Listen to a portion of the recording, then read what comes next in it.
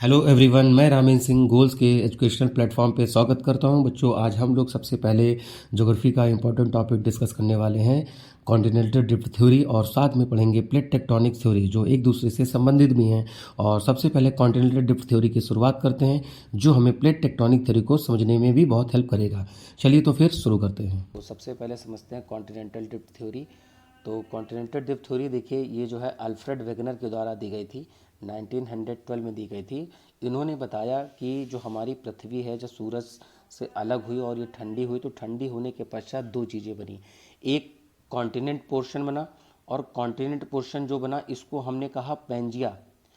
और दूसरा, इस पेंजिया को चारों तरफ से ये देखिए घेरे हुए है, ये जो है ये पानी वाला भाग था, पैंथलासा।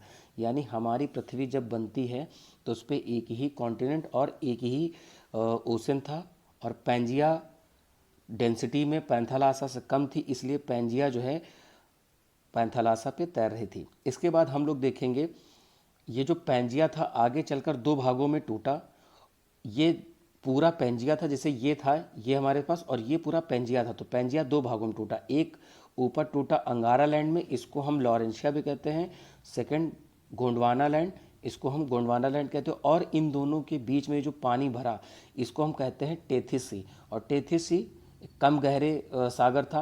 आप आज देखते हैं जो हिमालय बना इसी के अवशेष से बना है, मेडिटेरेनियन सी वाला पार्ट है, उसमें कुछ भाग है।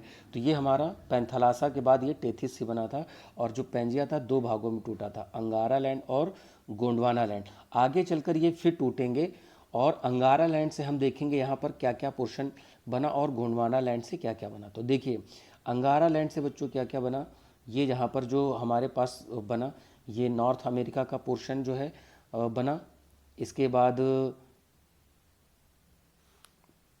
यहाँ पर देखते हैं तो ये नॉर्थ अमेरिका का बना, ग्रीनलैंड बना, यूरोप और एशिया बना। ये सब हमारा बना ऊपर अंगारा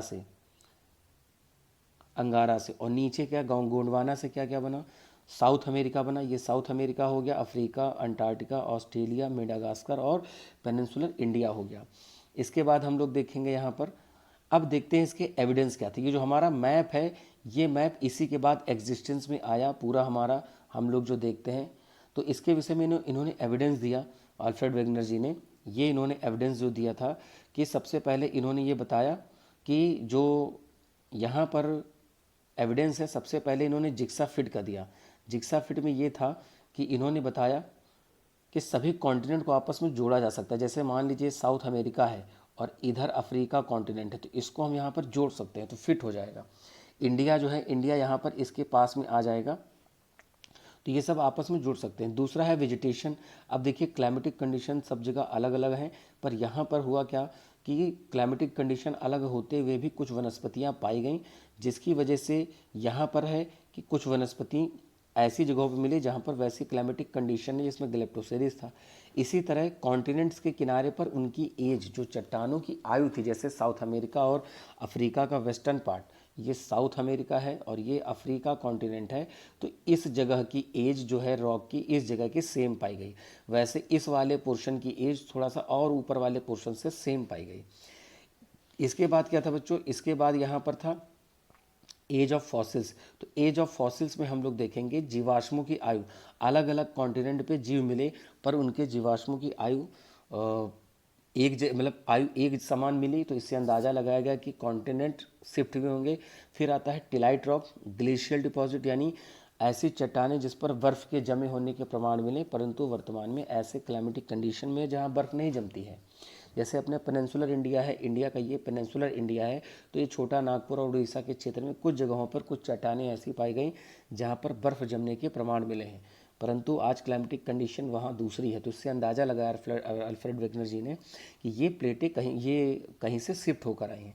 दूसरा है फिर प्लेसर डिपॉजिट, यानी मिनरल डिपॉजिट की बात कर रहे हैं। तो मिनरल डिपॉजिट में हम आपको बताते हैं, जैसे कि ये यहाँ पर साउथ अमेरिका है और इधर ये अफ्रीका में घाना पड़ता है, यहाँ पर घाना पड़ता है, और ये ब्राज़ील। तो यहाँ पर कुछ रॉक पाई गई हैं, और उस पर जो मेटल पाया जाता है लाइक गोल्ड है, ये सब यहाँ पर पाया गया। तो इससे अंदाज़ा लगाया गया कि ये इसके एविडेंस रहे हैं। और इसके बाद रिस्पॉन्सिबल फोर्स में इन्होंने force of buoyancy, gravitational pull of moon and sun जिसको हम टाइडल फोर्स भी कहते हैं, और पोलर फ्लिंग फोर्स जो अर्थ के रोटेशन से है। तो इस बात इन्होंने बताया कि इस प्रकार से हमारा पूरा पृथ्वी के बाद पैंजिया बना, पैंजिया के बाद पैंथलासा, और फिर पैंजिया दो भागों में टूटता है, और दो भागों में जब टूटेगा तो बीच में टेथिस सी बनेगा बच्चों, ये बीच वाला। और टेथिस सी बनने के बाद नॉर्थ वाले पार्ट से देखिए बना, मैंने ऑलरेडी आपको बताया। इसके बाद ये इसके एविडेंस है। अब आते हैं प्लेट टेक्टोनिक्स पे। तो प्लेट टेक्टोनिक में सबसे पहले देखेंगे कि हम प्लेट किसे कहते हैं। देखिए जो ऊपरी पार्ट होता है जिसको हम लिथोस्फीयर कहते हैं, ये देखिए छोटे बड़े टुकड़े हैं, लिथोस्फीयर को ही हम बोलते हैं लिथोस्फीयर। लिथोस्फीयर क्या है? क्रस्ट और अपर मेंटल का सॉलिड भाग, क्रस्ट और अपर मेंटल का सॉलिड भाग क्या कहलाता है? हमारा लिथोस्फीयर कहलाता है। तो यहाँ पर डेफिनेशन है कि स्थल मंडल कई छोटे बड़े टुकड़ों में विभाजित हो जाता है, इन्हीं टुकड़ों को हम प्लेट कहते हैं। और ये प्लेट दुर्बलता मंडल पे, ये एस्थीनो ASTH जो लिखा है ये एस्थीनोस्फीयर लिखा है, एस्थीनोस्फीयर। तो एस्थीनोस्फीयर का मतलब होता है दुर्बलता मंडल, यानी अपर मेंटल का कुछ लिक्विड पार्ट, उसको हम क्या बोलते हैं? दुर्बलता मंडल बोलते हैं। ठीक है, तो अब हम देखते हैं प्लेट के प्रकार क्या है। तो प्लेट के प्रकार में हम लोग देखेंगे यहाँ पर, एक तो साइज़ के अकॉर्डिंग देखते हैं, दूसरा देखते हैं नेचर के अकॉर्डिंग। नेचर के अकॉर्डिंग में ओशन है और दूसरा कॉन्टिनेंटल प्लेट है।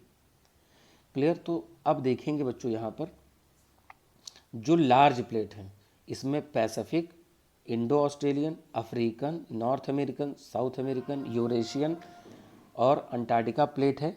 दूसरी है माइनर और स्मॉल प्लेट।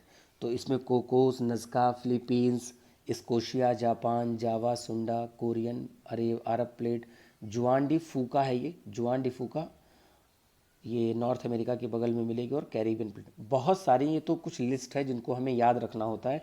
बेसिकली अगर आप बड़ी याद कर लेते हैं तो जो छोटी प्लेटें बच जाती, वो जो बच गई बाकी छोटी प्लेट में, उसको हम कंसीडर कर लेंगे। बस आपको यहाँ पर बड़ी प्लेट्स को याद करना है।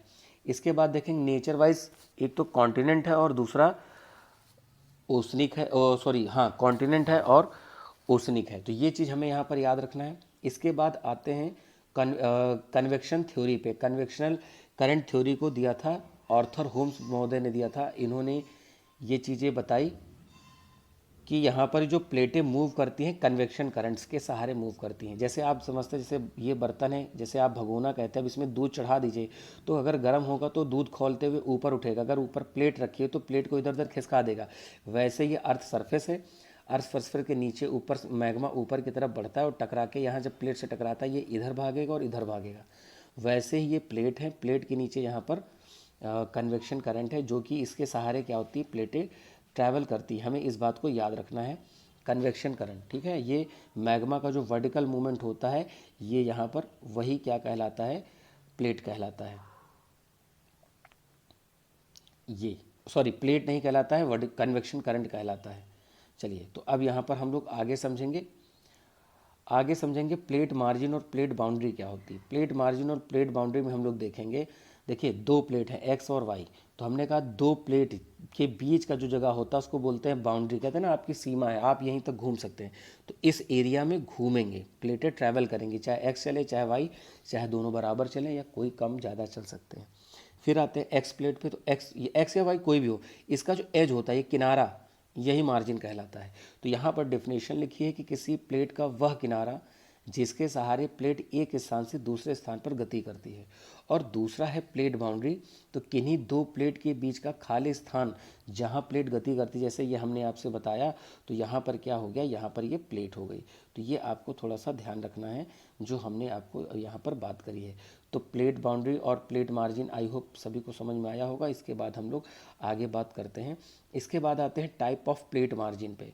तो टाइप ऑफ प्लेट मार्जिन बहुत आसान है, तीन प्रकार से है। यहाँ पर हम लोग देखिए समझते हैं कि क्या क्या चीज़ें हैं यहाँ पर। तो सबसे पहले देखिए, जब कन्वर्जेंट की प्लेट बात करते हैं, दो प्लेटें एक दूसरे के नज़दीक आती हैं, और डाइवर्जेंट दो प्लेटें एक दूसरे के दूर जाती हैं। कन्वर्जेंट को कहते हैं अभिसारी और डाइवर्जेंट को कहते हैं अपसारी प्लेट किनारा। और तीसरा होता है कंजर्वेटिव, दोनों एक दूसरे के पैरेलल मूव करती हैं। अब ये सेम डायरेक्शन में भी हो सकती हैं और अपोजिट डायरेक्शन में भी हो सकती हैं। तो यहाँ पर समझने वाली बात यह है कि अगर कन्वर्जेंट, आप मान लीजिए कि रोड है, अब इस रोड पे दो गाड़ियाँ एक दूसरे के नज़दीक भी आ सकती हैं, एक दूसरे से दूर भी जा सकती हैं।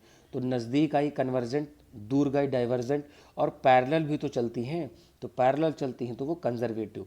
अब हम इसके हिसाब से पढ़ते हैं कि देखिए जब कंजर्वेटिव प्लेट मार्जिन की बात आती है तो यहाँ पर दो प्लेटें मान लेते हैं, ये दो प्लेटें यहाँ पर थी और ये दो प्लेटें जब एक दूसरे के पास चली तो एक प्लेट नीचे धंस गई, और धंस गई कौन, जिसकी डेंसिटी ज़्यादा है या जिसकी वेलोसिटी ज़्यादा है। तो और इसके ऊपर बीच का मलबा, आप मान लीजिए दो ईंट है, दो ईंट के बीच में कीचड़ जमा हुआ है। मान लेते हैं कि ये यहाँ पर एक ईंट है और एक यहाँ पर ईंट है, ये ईंट है।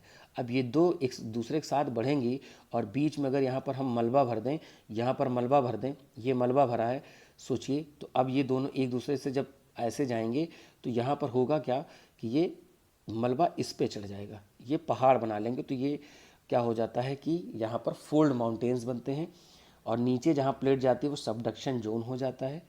तो इसमें क्या होता है कि अगर हम देखें ओशनिक और कॉन्टिनेंटल प्लेट टकराती हैं तब क्या होता है, देखिए यहाँ पर जो है बच्चों ये पूरी पैसिफिक प्लेट हो गई, ये इधर की तरफ बढ़ी, और ये कॉन्टिनेंटल प्लेट नॉर्थ अमेरिका और साउथ अमेरिकन प्लेट है बढ़ी।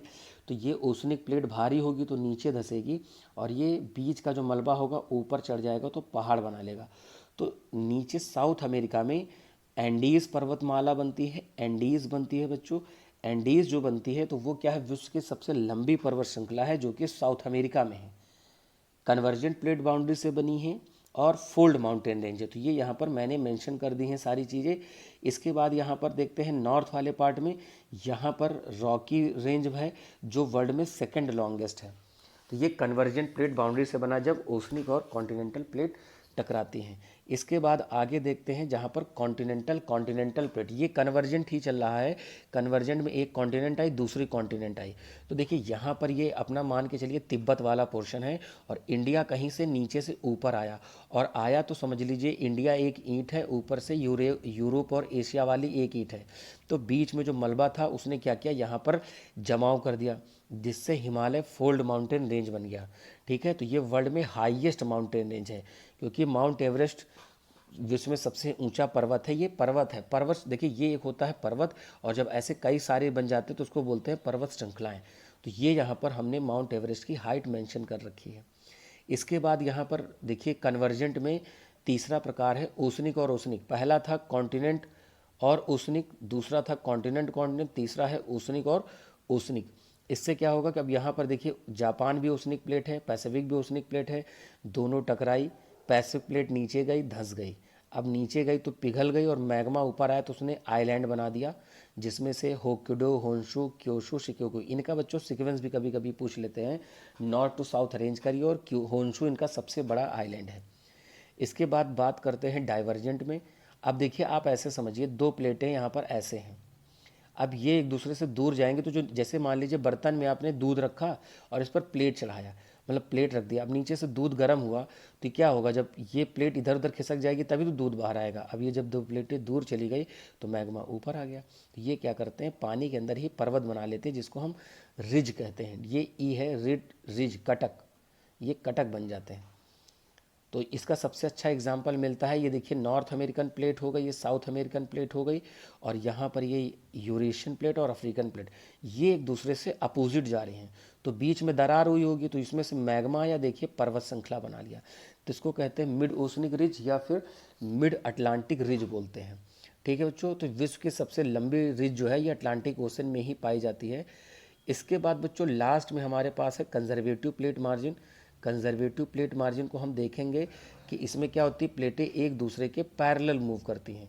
तो पैरेलल जब मूव करती हैं, जैसे हमने कहा ना कि रोड पे बसें चल रही हैं तो एक दूसरे के पास आएंगी, दूर भी जा सकती हैं और पैरेलल भी मूव कर सकती हैं। तो यहाँ पर ये हो गया। तो इसके बाद होगा क्या, तो ये यहाँ पर कैलिफोर्निया है और यहाँ पर ये कोकोस प्लेट है, ये दूसरे से पैरेलल करके चलती है। तो यहाँ पर फॉल्ट बनता है जिसको बोलते हैं सैन एंड्रियास फॉल्ट। और सैन एंड्रियास फॉल्ट किस प्रकार का है, ट्रांसफॉर्म्ड यानी रूपांतरित भ्रंश है, ये भरा नहीं है, इसको हम भ्रंश कहते हैं, ये भ्रंश हो गया। क्लियर है। तो ये बच्चों ये टोटल रहा आपका प्लेट टेक्टोनिक्स। आप इसको बैक जाकर पूरा देख सकते हैं एक बार फिर से। तो ये हमारा आज का टॉपिक खत्म हुआ। Thank you.